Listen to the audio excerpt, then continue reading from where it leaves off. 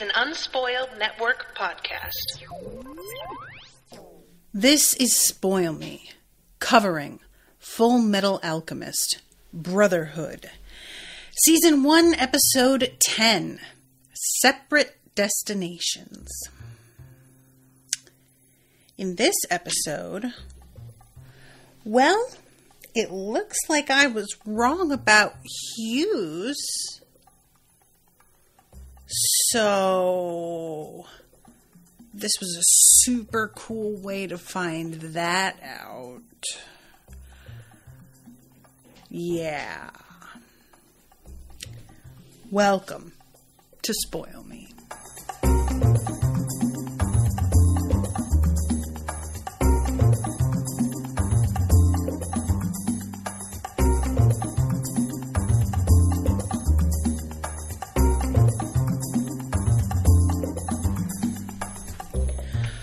Welcome to the show, everyone. I am Natasha. No thanks to Max for commissioning this episode. Max, go to hell. Thank you, everybody, for coming. I'll see you next week. Toodaloo, motherfuckers. No, I'm just kidding. You guys, I really was like low-key hoping. It just looks like Hughes is dead. It just looked like that. It just looked like that. It was a fake out. So many shows and books do that. So many.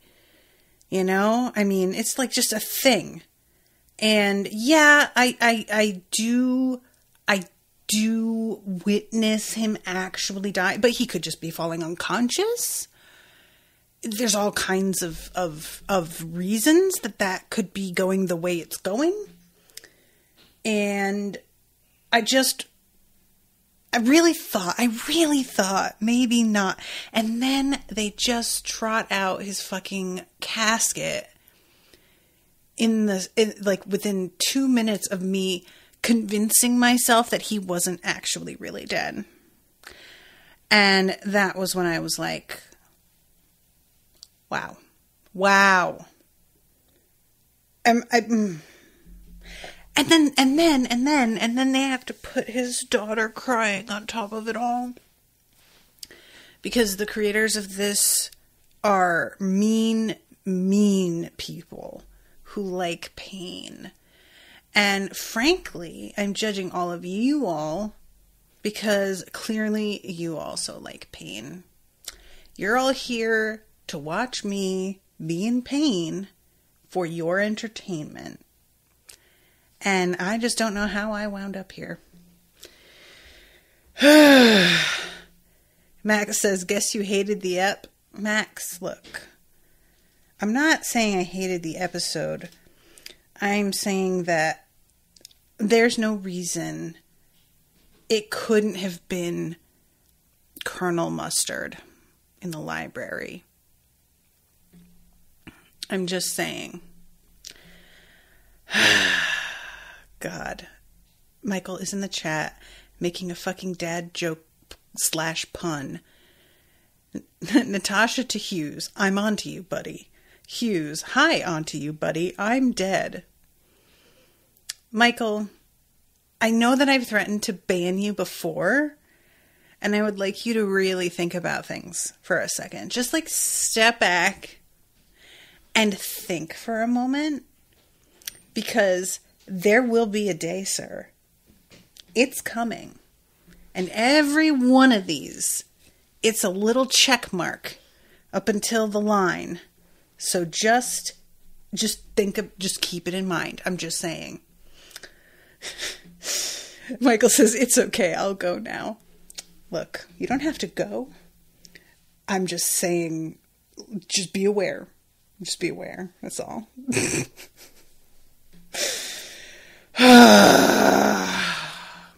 Guys, I really thought I was onto something. I really did. I really thought Hughes was part of a thing. He seemed so suspicious. And I don't know, like, do my suspicions make sense to you all as like people who have seen the show already? If you are working with the information that I'm working with, do you see what I meant? And did any of you have your own suspicions? That's my main question, is like, was I alone in all of this? Or am I just, was this purposely meant to set up that maybe there was something else going on with him in order to get us completely off guard for this moment? Because the whole, like, where were you throughout this whole thing? And him just saying, well, I was just hiding because I'm not like you fucking supernatural people. That really, like, sent up so many alarm bells. Plus, like, I don't know, there was just, and even in the moment I was like, although, as much as it's sending up alarm bells, there's a lot of fucking logic to that. Like, personally, I'm not going to just, like, hang around while a bunch of superheroes have a fucking fight when I'm a regular vanilla mortal. Why would I do that? Of course I'm going to fucking skedaddle. But I think that because he works with, like, state alchemists all the time, I just assumed that he would, like, know how to handle that sort of thing. And so him being missing, just, it drew my attention. I just really, and also, guys, not for nothing, I have learned through my consumption of a lot of media for the show that people who are made to look too wholesome and good are often positioned to be the bad guy. It just happens frequently. And I won't name a specific property, but there was something that I covered in which I really genuinely thought somebody was an excellent, like, selfless person and an example of, like, how to be. And then it turned out they were a literal monster, like, truly. So I just, anytime somebody seems too great and there's any, like, edge of intelligence to that goodness, I wonder if they are actually the bad guy. Somebody like Armstrong doesn't do this because Armstrong feels gullible, honestly. And that's not to say he's stupid, but you know, the over-the-top way that he reacts when he hears Ed's story and how unbelievably emotional he is about it. It just, that for me throws me completely off my guard. I'm like, oh, okay, no, this guy is exactly what he looks like. It just feels very genuine in a way that Hughes felt genuine most of the time. And yet he's also an extremely competent person in a position of some power, which anytime somebody has managed to, like, climb the ranks in power, I have to be like, all right, well, what'd you do? How'd you get here? What part of your personality has managed to get you to the spot, you know? So Damien says, I took him at face value, though it felt very much like this dude is basically an over-the-top example of that soldier who gushes over his family on the battlefront and then dies thing. Candace says, I took him as an anime trope, to be honest, plus he is weird. Zitiegi says, I thought he was the lovely person he seemed to be, though I can be too naive sometimes. Yeah, and I think this is the thing that happens with me, you guys. Like, consuming as much as I do, I begin to, like, psych myself out because of these things that I have come to sort of expect. And I have said before that this show has caught me by surprise several times. This absolutely caught me completely by surprise. I didn't think at this point that we were going to have a death like this. He is a main player. And I mean, like, main, like, top 6 people in the show, right? If you're going to name characters off the top of your head, it's going to be Ed and Al. And I'm saying up to now because I'm sure that there are players, like maybe Winry would be higher up later on in the series, but as of right now, I haven't gotten to know her too well. I haven't gotten to know Pinako very well. So I'm going to say those two, Colonel Mustard, who that's what I'm calling him, Hughes, Armstrong, Ross, and Hawkeye, and what's the other one that's opposite Ross? So that's like, what, 6, I think? I would not have thought we were going to kill one of these this quick. I don't want to say, I won't go so far as to say that he has plot armor, because that really is reserved for very, very main characters. But I expected this to, if we were going to sacrifice somebody, it would take longer to get there, and it would be more of like, we would know more by the time it happened. I think that's what really surprised me, is that he is only beginning to put some things together that, as viewers, we don't even understand quite yet. And so it's like, because he dies, we're also being deprived of whatever the information is that he has like begun to really put together. So Zajigi says, I'm not mad at you. It was really entertaining to see you be so suspicious of him knowing what was to come in this episode. See, this is what I mean. You guys are all just really rude. So I'm just saying. So, okay, let me start the actual episode itself. We begin with a cold open of the battle in, I'm going to say it's in Ishval, although I don't know for sure if that's true. And there are all of these soldiers being gunned down, and these are not alchemists. They are regular ass people. They're running at some destroyed buildings, and there are all these people that are like hiding behind the walls of these collapsed buildings, shooting from there. And then we see Colonel Mustard wander up with his fucking fist clenched. And he is, guys, all right, I'm gonna, like, I know, I can't help but calling him Colonel Mustard, because every time they say Colonel Mustang, I just immediately think it's going to be Mustard. But also, I like kind of, he's got like Zuko vibes for me a little bit. Does that make sense? There's something about him that feels like angry in a very petulant sort of way. I don't take him that seriously.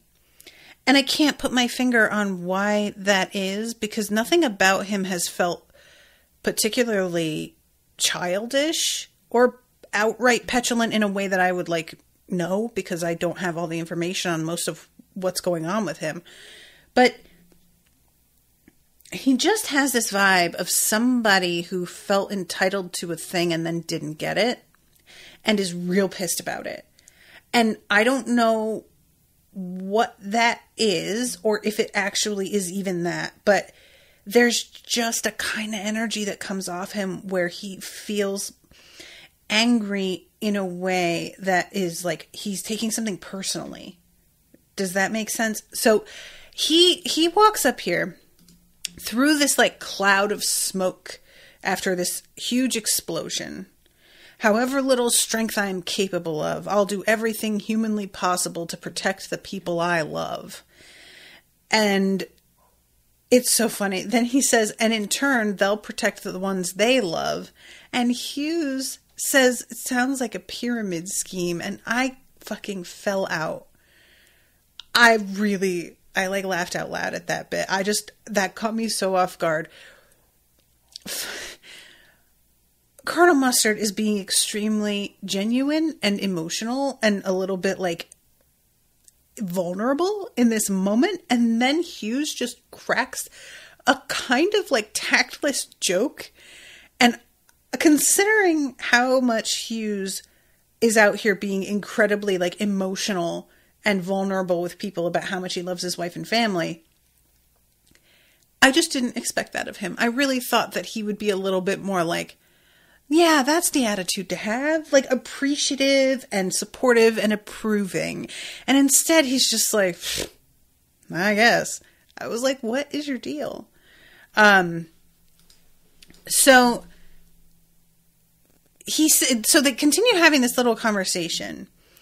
Hughes says, if you hope to eventually protect everyone, you'll have to stand at the top of the pyramid. And he points up to the Fuhrer. And Mustard's looking up there and says, I can't imagine how good it must feel to stand up there. This is when I know somebody, and I do not share mindsets about something. And it's sort of weird because, like, as somebody who is a control freak and who does crave, I hesitate to say fame, but I will say fame. Yeah. That it's mostly because of, like, the power that can come with that. So it's not like I don't want power. But I want the kind of power that's fun. I want the kind of power that doesn't come with a certain type of responsibility. The power of an entertainer. Somebody who is looking at a person in the Führer's position and is like, I would love to be up there doing what that leader is doing. It can't relate, man. Couldn't be me. There is nothing that sounds more terrifying to me than being like solely responsible in a way. It's not truly solely responsible, but really when it comes down to it, everyone's going to blame you for whatever. So it really, in practice, is solely responsible for the outcome of any given situation and the lives of people, the actual, like, literal lives. Like, if somebody dies because a plan went bad, you are the one who, you know, I can't handle it. And because of the way that he is saying this here, it's obvious that he already has a fucking problem with Bradley. And guys, I know that I have said it before, but I will never get used to the fact that the Führer's name is Bradley. It's fucking hilarious. It's like if he was named Mike. Like, it's just, I can't get used to it. Everybody's names on this show are so, I struggle. I really do. So, yeah, he's looking up there. And Hughes says, you're not very subtle, you know, but you do have my support. You could have just asked me. And he says, it ought to be fun to watch, though. And maybe your naive idealism might actually do some good. And then we see Bradley turn to look down at Colonel Mustard. And Colonel Mustard's fist clenches. What was his name? Arthur? Like Arthur? And he squint glares. And it really feels like they're having like a father-son angry moment. And it's unclear to me if they are actually related. I don't think so, because I think the attitude around Colonel Mustard would be very different if he were related to the Führer. But there feels like there's some of that energy in there. There's something. I don't know. Like, all I can wonder is, like, was Mustard against this whole extermination thing and sort of like made to go along with it against his better judgment and morality? Honestly, I would really like to see that story. I would really like anything indicating that people put up a fight against doing this horrific thing. And I'm sure that's like baked into things, and we'll have reveals about that later on. But, you know, from where I stand now, we've got people who are like haunted by it. But that is not the same thing as like speaking out against it at the time or resisting in any way. You know, like a lot of the time, actually, being haunted by something is caused by the fact that you didn't put up the fight you should have at the time. And you feel guilty over how little action you took when you had the chance to. The sort of shit that wakes you up at 2 o'clock in the morning, wide awake, remembering everything you regret. Is that like, that's not just me, right? I swear to God, guys, it is just, I will be like on the edge of sleep, on the very fucking brink. And my fucking brain is like, hey, think about each individual thing that you regret. What? Yeah, do it. Like, my brain just, everything that you wish you could change that you can't change. Just think about each individual thing, please, right now, immediately, all night. Truly, why are we built this way? Who did this to us? It's just not right. So yeah, we have this glare between the two of them, and then he gets woken up by Hawkeye. Is it Hawkeye? Actually, I don't think this is. Hawkeye has short hair, right? Or does she have the long hair that's sort of up in the back? And she is asking whether or not he was just like dreaming, and he says no, it was just an old memory. And I gotta be honest, I was like grateful for that specificity, because when it turns out that he was asleep, I had the same sort of like reaction, that it was maybe not actually something that even happened. So thank you, show, for outlining this for me immediately. Candace says Riza Hawkeye. Okay, so it is. Oh, Damien says it depends on when it is. She had short hair for a bit and then it got longer, folded up. Okay, so I think that was her. I love how this starts. Ed is holding a sketch pad, and there's a guy that he's drawn, and it's Envy. But this like illustration of Envy, and like the thing is, this is the thing about like little caricatures like this. It does look like Envy. He is correct. He did a pretty damn good job capturing the essence of Envy. I'm not mad at it, but it is so adorable. Like, Envy is definitely the person that you want to take out to drink in this little drawing. Although I could see actually kind of that being true in reality anyway. And Armstrong says it's odd that he let you in, or let you live. And they talk about like the sacrifices and the transmutation circles. He's basically been trying as much as he can to write down everything he saw before he forgets it. And, of course, the like research that they could be doing is all buried under the rubble, and they're all super frustrated by this. So outside, we have got, did anybody tell me, is it Ross and who was the other one? They are standing outside. Ross is plugging her ears, and the other guy is listening at the door actively, like with his hand cupped around his ear in the kind of way, like, if you're gonna eavesdrop, don't literally have your hand around your ear pressed up against the door. You know, like, truly. Brosh, says Tony. Thank you. And I was gonna say Brosh, and then I didn't. I was sure I was wrong. I can't believe I did remember it and I just didn't say it. Okay, well, I'm going to remember it now. So, this is the equivalent for me of like in one of those period dramas, and you walk up the hallway and you catch a servant literally peeking through a keyhole at people, that kind of thing, where it's just, there is no possible way to pretend you were doing anything else if you're caught in that fashion. You have got to come up with some way to make it believable that I just happened to be vacuuming right outside the store, or I just happened to be standing here, like, you know, anything. But he gets caught by Bradley walking up. It's like the worst situation. And it turns out to not really be, because Bradley's like pretty chill. I don't know what to think of this guy. He's got a fucking mustache and an eye patch, and he's named Führer. And he's gotta be bad because he ordered a genocide.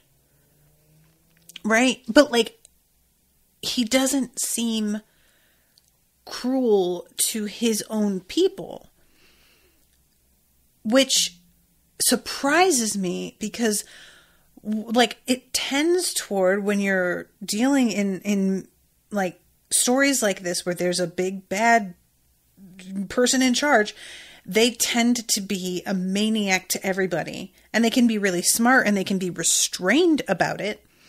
But there'll be an overall aura of, yeah, but they could go off at any moment, and maybe they want to go off and they're keeping themselves from doing it. But like, that isn't here with him. And that's not to say that he isn't intimidating.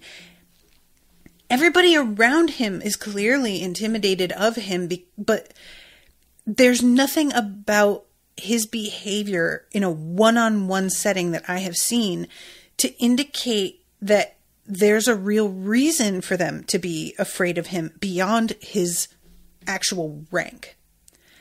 And honestly, I really like it. It's confusing as somebody who has like a particular expectation of this kind of character. But at the same time, this is what it's actually like a lot of the time.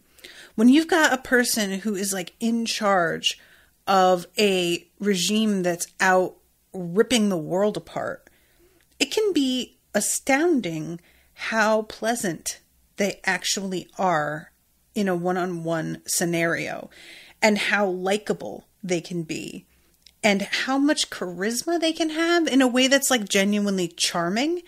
And that's why they get to the point where they're able to do this kind of thing and fool people sometimes into thinking they're doing the right thing, because they're like, well, how could this like totally chill, cool guy want me to do something that's bad? There must be like a good reason for it. You know, like it's just a really fascinating direction to take it that you just don't see very often. If I hadn't seen him from the start and known what he was like in terms of the way he talked to people that were his subordinates and how he acted and what he looked like, I would be caught so completely off guard by this entire scene. And I'm still a little caught off guard because he takes it to like another level where he's avoiding his what do you call it? Bodyguard? Although, wait a second. Is this Bradley? It is Bradley, right? I'm just realizing that Envy's out here just like fucking being people. It is Bradley, right? Is it? Because he like climbs out the window. He climbs out the window, and that's weird, right? Like actively avoiding your bodyguard and saying he's like my shadow. Well, yeah, like that's the point of a bodyguard, isn't it? Like you hire somebody to be by your side at all times to fucking handle. Why would you have a problem with that when that's their job? This is the thing about having a fucking shapeshifter in the story.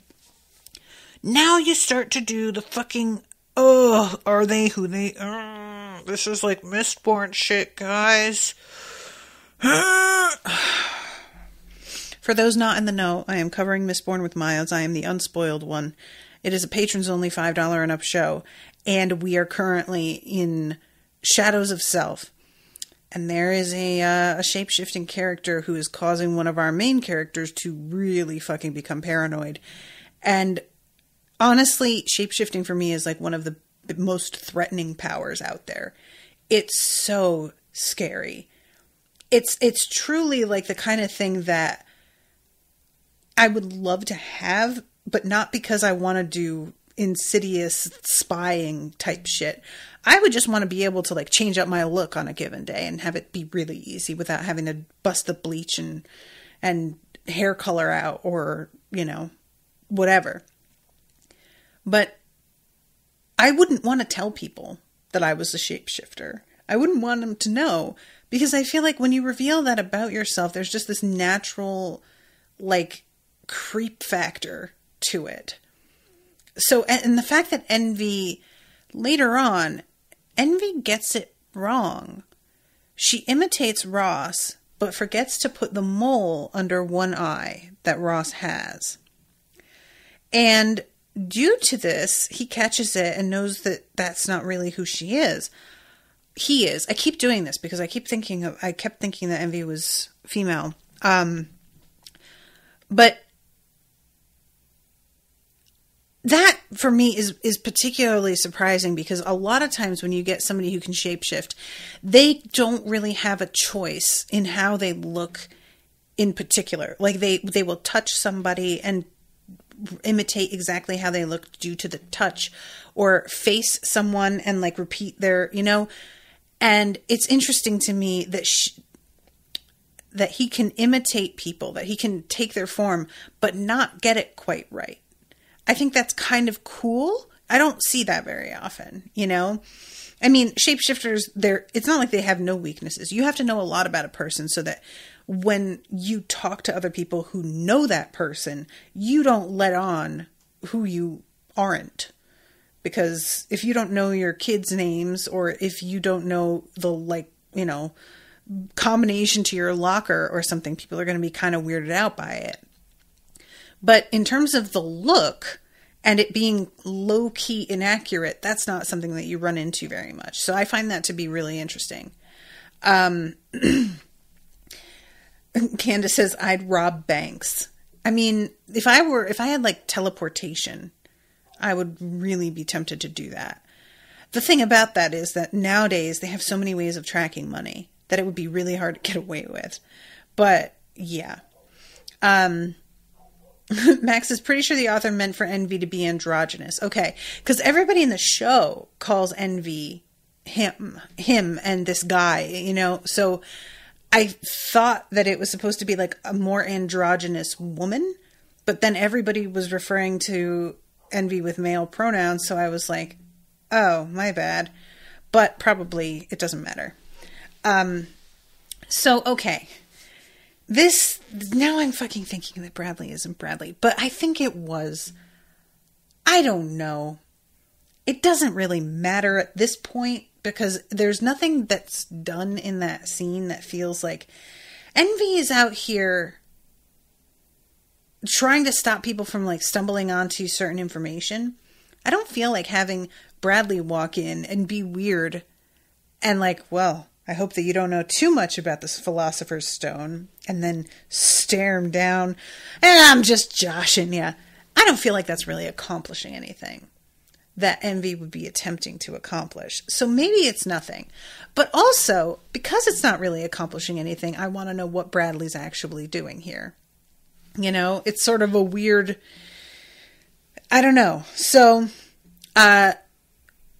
they are looking at the tattoo that Ed checked out, and both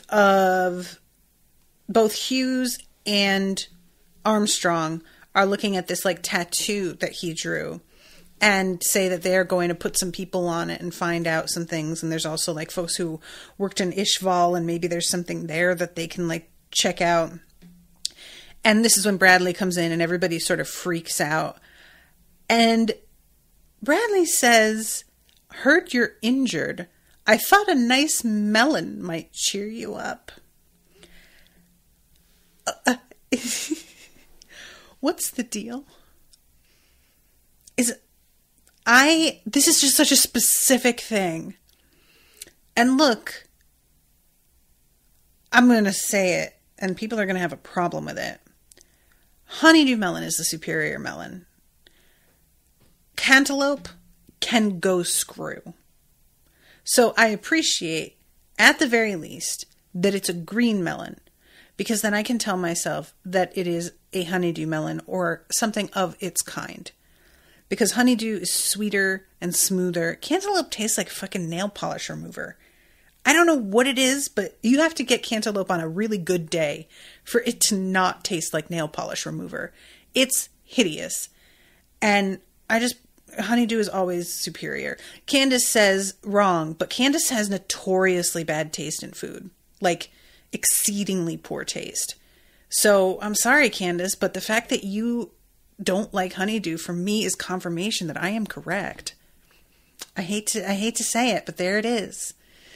Tony says it's a Japanese trope. Okay.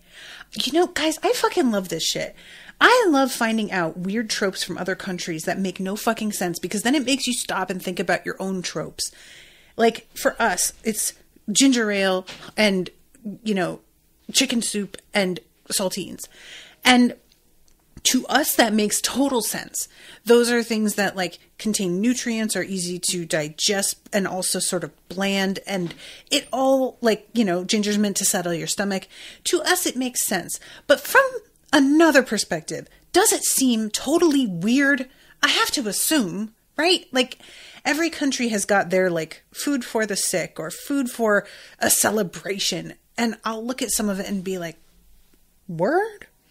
And it's just fascinating. I love that kind of thing. Oh my God. See, Erica says, I imagine it's like how British people bring people grapes when they're in the hospital. I did not know that, Erica. What? That's so weird. Why? Why are grapes the thing? What is it? I mean, again, it's another, like, I assume that there's something about they're easy to digest.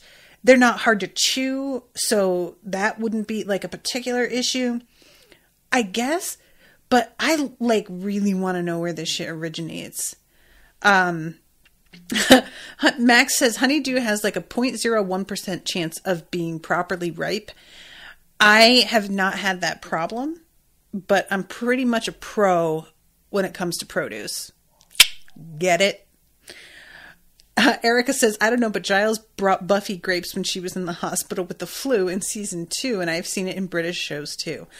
This fascinates me. Now I just want to look into this and find out what the deal is. Rashawn and I, one of our first episodes of Unsober was on being sick because I got really ill right before we were going to record.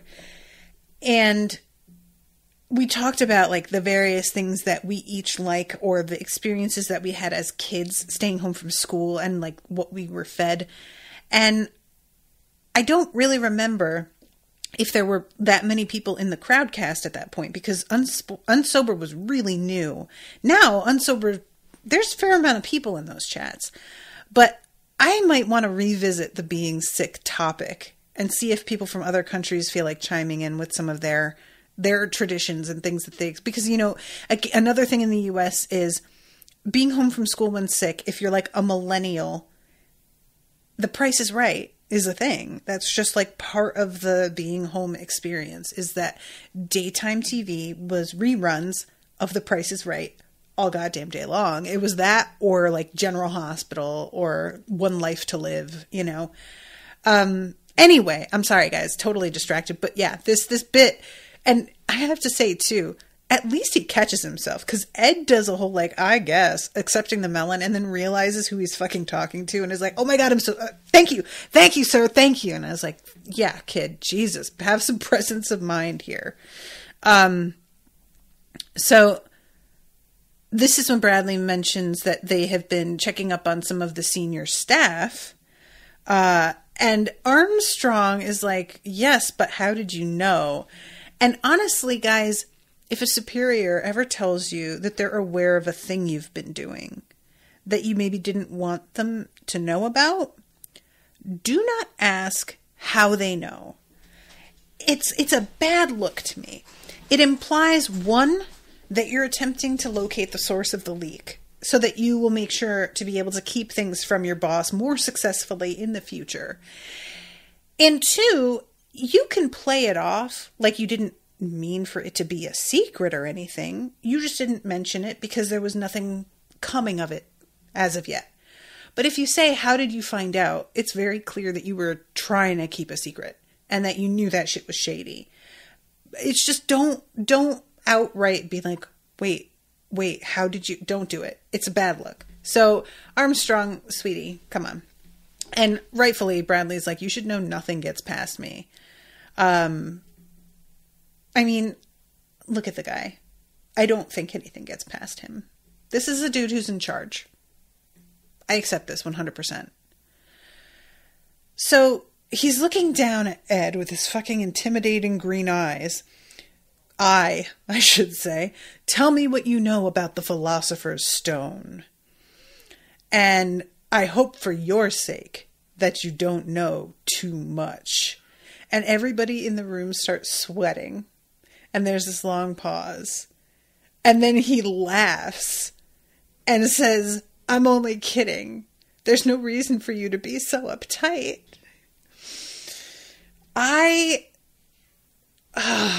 Y'all, this would be really tempting. If you're in charge and you know that you can get people to like shit themselves by just the right combination of words within like 2 seconds, it would be really hard to not like fuck with people a little bit. I'm sorry. I'm sure that says more about me than anything, but like, honestly. Oh, God. So he says, I know that there's been some suspicious activity lately. I believe it's necessary for something to be done about it. And he takes a look at the research team. Every person listed in this document has been reported missing. They all vanished several days before the fifth laboratory collapsed. It seems the enemy is always one step ahead of us. Even my vast network of informants has no way to determine how far our ranks have been infiltrated. All we know is that they know a lot about us. And this is like the only reason that I can think this is actually Bradley. Why would Envy come in here and like basically tell them to be even more paranoid? It doesn't feel like paranoia is what they're after, but paranoia can be an effective way to like fuck up an organization. Maybe it is like I'm trying to lay the groundwork for profound doubt in all of you so that you begin to second guess absolutely everything. And I wouldn't be mad at that. That's a perfectly good explanation. But, you know, again, I could psych myself out. I could think of all kinds of reasons why anybody could do anything and get myself worked up, and it turns out that it's nothing. Ugh. Okay, so this is when he says, you've all proven yourselves to be men of trustworthy character. From this point forward, I'm giving you the direct order to forget this matter and all that it concerns. At this time, suspicion is our strongest line of offense, and our only form of defense is discretion. Do not trust anyone. Keep this to yourselves at all costs. However, when I deem the time is right to confront the enemy, I expect you to be prepared to join me in the effort. So, I don't know. Maybe this is fucking Envy. I don't know, guys. There's something fucking hinky. Look, saying, I want you all to forget about it and stop, like, looking into it. But then be like, and as soon as I tell you that I need you to take somebody fucking down, you better be ready. That's suspect, right? Basically, like, I don't want you educating and researching yourselves on this at all, but I definitely want you to absolutely obey me without question once I tell you who it is. And you won't have anything to go on beyond what I say because you have been told not to look into this any further. I just don't, this feels really sus. I don't like it. And then when they all like, you know, they all salute and they say, is the Fuhrer in that room? A little bit of sweat breaks out on his brow right before he climbs through the window. It just feels like this is not a guy who's completely at ease in charge. It just feels like he is trying to dodge somebody. Something's up. I am just going to have to, like, whenever I turn out to be extremely wrong about a character that I was suspicious of, like I have been proven with Hughes to be extremely wrong, I get very, very fucking gun shy about expressing suspicions of anybody else in definitive terms. I'm fine with just vague, like, that's weird. But I don't ever want to say again, like, this person's up to something straight up, because I don't want to box myself in and then just be like, wow, highly wrong again. But I'm going to try to just like let myself get boxed in and just accept the lumps that come with it if I'm wrong. I'm going to say that was Envy right there. I'm just going to say it. That is my theory, and I'm going to say it, and I'm going to accept whatever that turns out to be. And I don't know if we'll ever find out if it was or not. I assume that probably the show would tell us at some point if it were. And if we never circle back and find out anything, then I will assume that I was wrong. I don't know how long I give it before I determine, okay, it's never come back up, so I guess I was wrong. But I'll just play that by ear. Damien says, this is definitely a series to go back to after you've gotten all the answers so you can go son of a butt at things. Damien, I have never heard anybody say son of a butt. And I kind of want to adopt that now because it's just so like unexpected. Thank you for that. I appreciate that one. Okay, so Winry comes in, and this is when we start talking about the trip that they're going to be taking to see their combat teacher. And they don't tell her right away that that's like who it is, a combat teacher.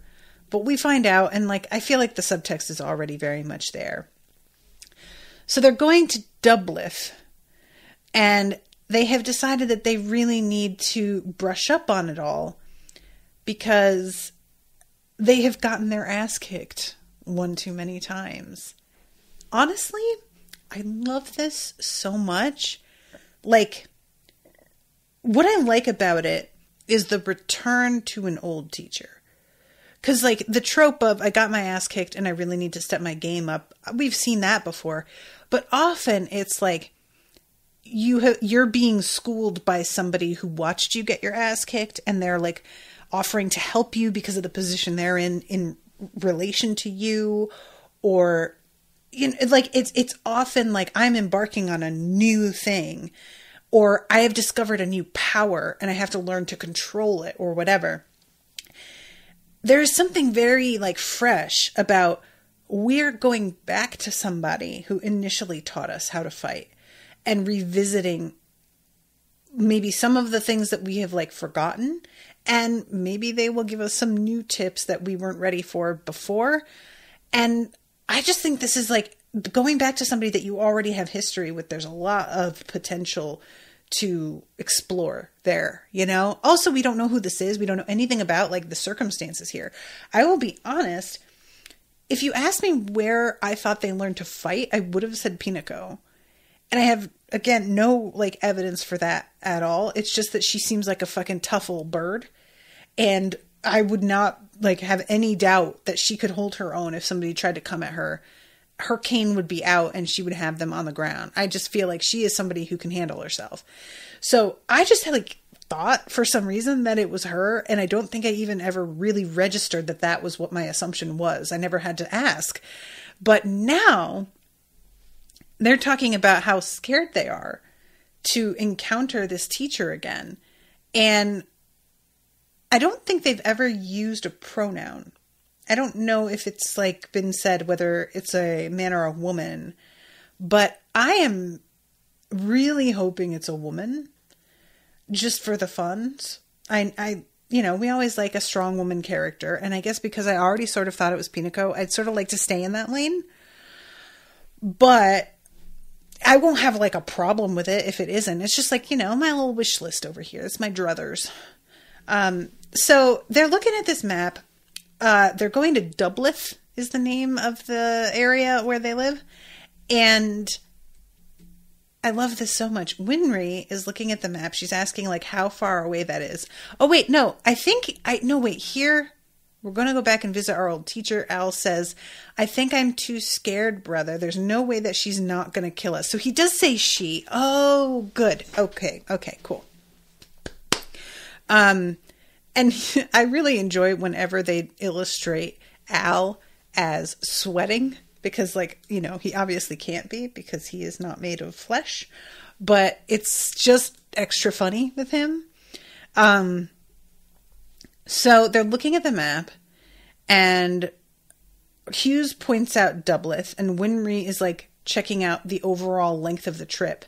And then she freaks out and points to this one place. It's the holy land of automail engineering. It's Rush Valley.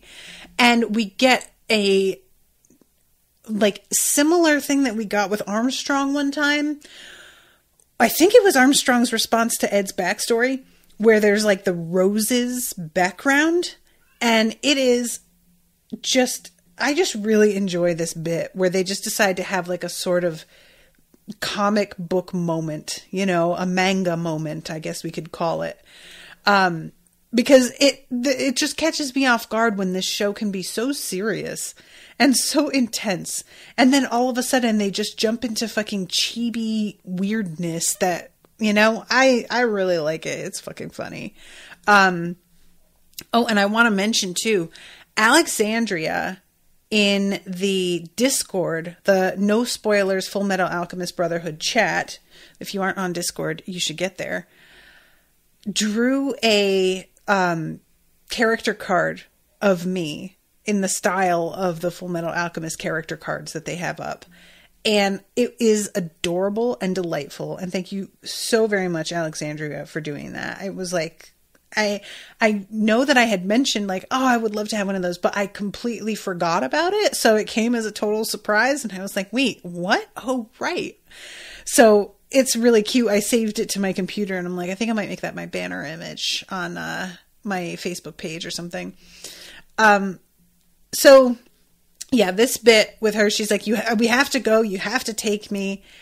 And it turns out that she wants to go because she needs somebody to pay for her travel fare. Like she's not expecting, I'm going to go and just, you know, pay for my own ticket, but I'll take the trip with you guys and that will be more fun for me. She's like, you have to take me. And by take me, I mean like pay for me because that's like, I'm not doing it. And understandably, Ed is like, why does it have to be me that pays for it? And Ed says, come on, brother, it's on our way. And I'm like, that's not really how that works, Al. Like, if they were driving in a car and she was like, just take me along, that's fine. But they're buying tickets on a train. They're buying seats. So just like it's on our way doesn't really have anything to do with it, you know? And Ed caves immediately and is like, if you want to, Al, it's fine. It doesn't matter. But I just had like, I was like, wait, are they driving? And I had to kind of like revisit that. No, they got train tickets. That's why Winry is here, is she went to get those train tickets for them. So I thought that was kind of strange. I don't know if maybe it's supposed to be like they rented a room on the train and she can just go in their room with them. Because it might be like an overnight sleeper train. Guys, have you ever like been on a sleeper train? Real question here. I want to, and I cannot believe the prices. Have you ever looked into this? It's banana pants. A lot of people interpret trains as being like a cheaper alternative to flight. Not true. Not cheaper at all. In fact, often more expensive by a significant margin. I want to go on a sleeper train someday. And it might be like cramped and horrible and I will fucking hate it. I just like bucket list, you know? I just want to try it. So anyway, okay. I have to get further into this because holy shit. We have the like goodbye of Hughes saying goodbye to his wife and wishing Winry well on her trip and his adorable daughter waving and telling daddy to work hard. And then, guys, Hughes goes to the archive room. It's a weird moment where he's like, look, he's in the library and reading the newspaper and he sees like there are bodies all over. Government's going to have a hard time keeping things under control. And he squints looking at the newspaper. We have a moment of the girl that they brought to get a job at the library. She's off asleep in the corner. And the way that they indicate that she's like asleep is they have a weird sperm-like ghost fluttering around her head. And it's wearing glasses. I do not know what that is meant to mean. Is it just she's asleep? Is it that she's dreaming? Is that supposed to be that she's snoring? What is that? I truly found that confusing. So he leaves. He says, I'll be in the archive room. And the two people that he leaves behind are kind of puzzled over his attitude here. So he circles Lior, the Philosopher's Stone, human sacrifices, the outright genocide of the Ishvalan people. He fucking says genocide, man. He says it. He knows something is up. then this means, how could this even happen? And who could have orchestrated something as terrible as this? I've got to tell the Fuhrer right away. And then we see a sexy silhouette. And Lust walks in and slams the door and says, "Hello, Colonel. Nice to meet you." Well, actually, hello really isn't the word I'm looking for. Fullmetal Alchemist. Time for a commercial break, everybody. Rude time to have this happen. She flexes her hand with her blade fingers, and he sees the tattoo and says, "Cool tattoo you've got there." And I really appreciated it. She says, "Those are your last words." And I really thought that was like a great response. Oh. Damien says her spirit is leaving. This is about the sleeping girl. Her spirit is leaving her body because she's so exhausted from the work she's been doing. Oh, okay. I love that. I wish that I got that's what they meant, but now I kind of plan to adopt that for myself because I have felt that fucking pain before. That's very good. Max says the Amtrak sleeper trains don't look that great last time I checked. I think they are better internationally. I would not be surprised. Let's be honest, guys. Everything about domestic travel in the United States is fucking trash. So, yeah, if you want good travel experiences, going international is really the way to go. So he pulls a knife and he manages to nail her right in the fucking forehead, guys, in her face. I did not expect that shit. He stumbles out and he's bleeding, but he's not dead. She got him in the torso and he's badly injured, but I just really thought, oh, he's dead right here. I really did. And he's out here just leaving a trail of blood coming out of the archive room. He hangs on here a lot longer than I thought. And that is why I didn't expect him to actually die, because I thought he was going to die. If that was going to happen, it was going to be this big moment. So he picks up the phone and he's saying, I have to tell him. He's in the office though. And he picks up the phone and then he puts it back and says, "Forget I was here," to the girl at the desk, and goes to an outside line. And he calls from outside to Colonel Mustang. And it takes some convincing for them to connect him since he's on an outside line. He has to give a code, which is Uncle Sugar Oliver 800. And he's about to be connected and somebody comes up behind him and cocks a gun. And he looks over his shoulder and immediately fucking knows that this is not Ross. And I am so impressed. Honestly, this, more than even how great his personality is, makes me regret the loss of Hughes the most.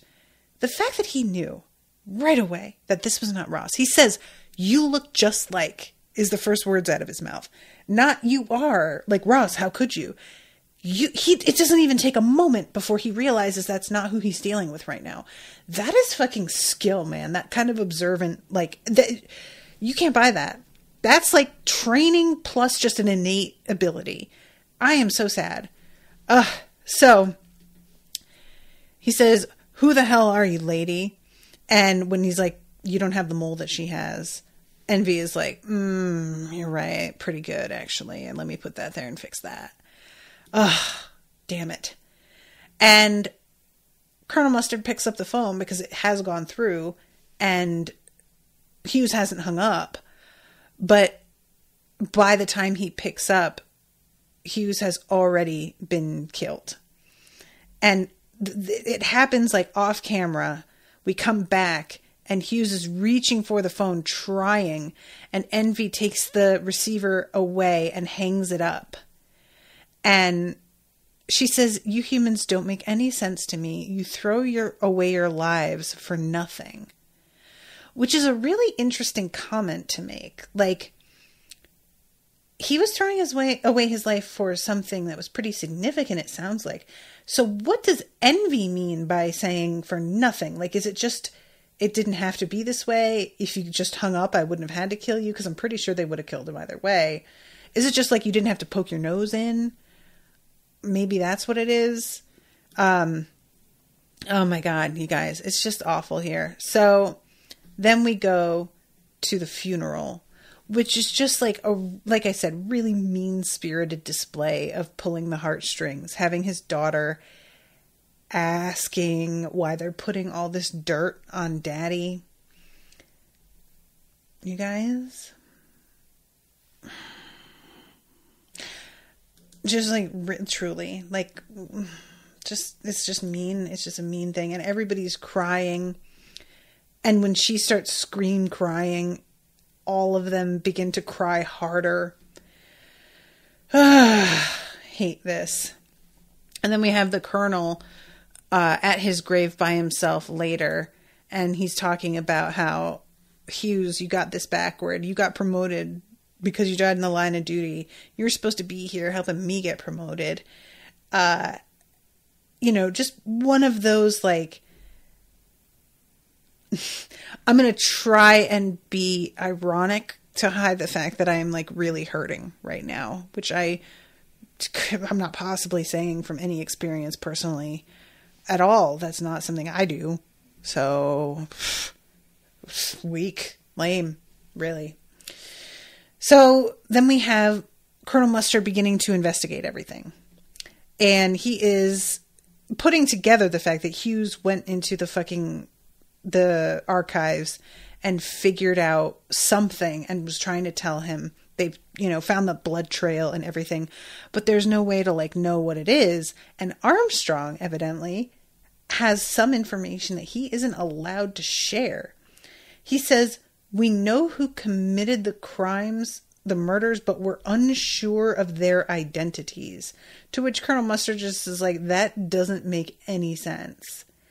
And he keeps asking questions, and Armstrong keeps being like, I can't tell you. And finally, Colonel Mustard lets it go.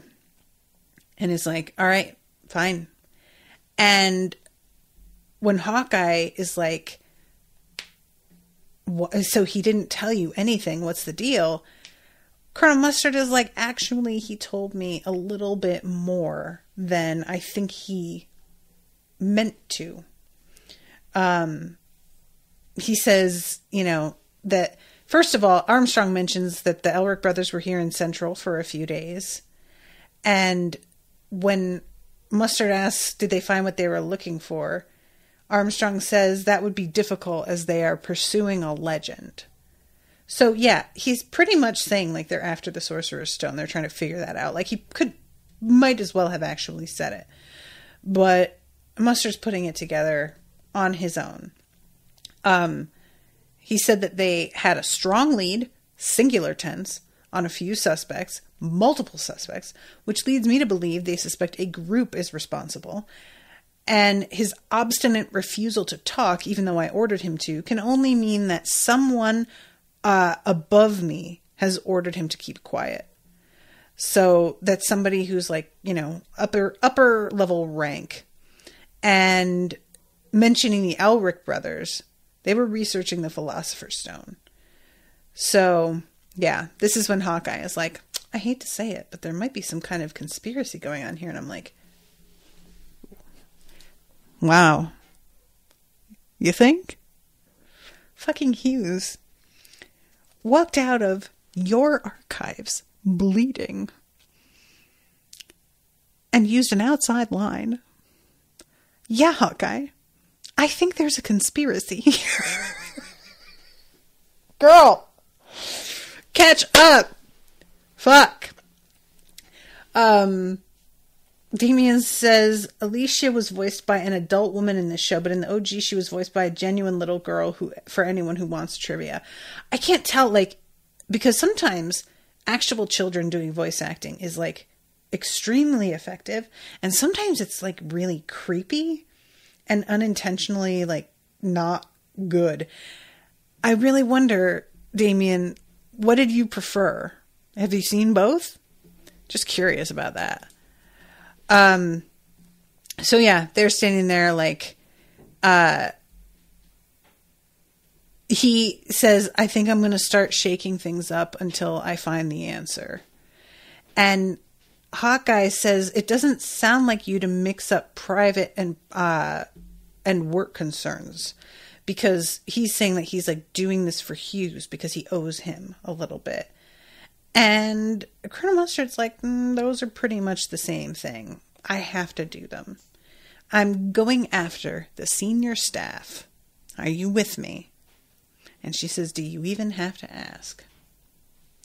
And we cut from there to our friends eating apple pies on the train, blissfully unaware of what has happened to Hughes. I can't imagine what the fuck they're going to think when they find out. They're going to be so upset. And that is the end of the episode. I hate when something awful has happened to a person that people care about, and some of those people aren't aware by the time it's over, because then you know that you're going to have to experience the pain like in a fresh new way the next time you start an episode. It's just like prolonging the tragedy of it, you know? Yeah. Let's see. Damien says that funeral scene, the adult woman gets a bit rough compared to the girl in the OG version. She did really friggin' well, but there's a bit of strain in her voice during that part. So you like the actual little girl better. Okay. Yeah, I feel like that would, if she did a good job, that would be like so much more heartbreaking. It was heartbreaking enough, you know, and like, ugh. So that's the end of the episode. I have to wrap, but like I said, Max, you're mean. Why are you doing this? And also, why are all of you here enjoying watching me be very sad? I'm just truly, it's just really, guys, it's just, what did I ever do to you? Really, what did I do? How could you inflict this on me like this? Like, it's just a combo of like Hughes dying at all, and the fact that I was so wrong. I was just so wrong. I was so wrong. So wrong. All right. I better go. Thank you all very much again for hanging out. And thank you actually to Max, even though I'm very mad at you. And I'll see you next week with a new episode. Until then, toodaloo, motherfuckers.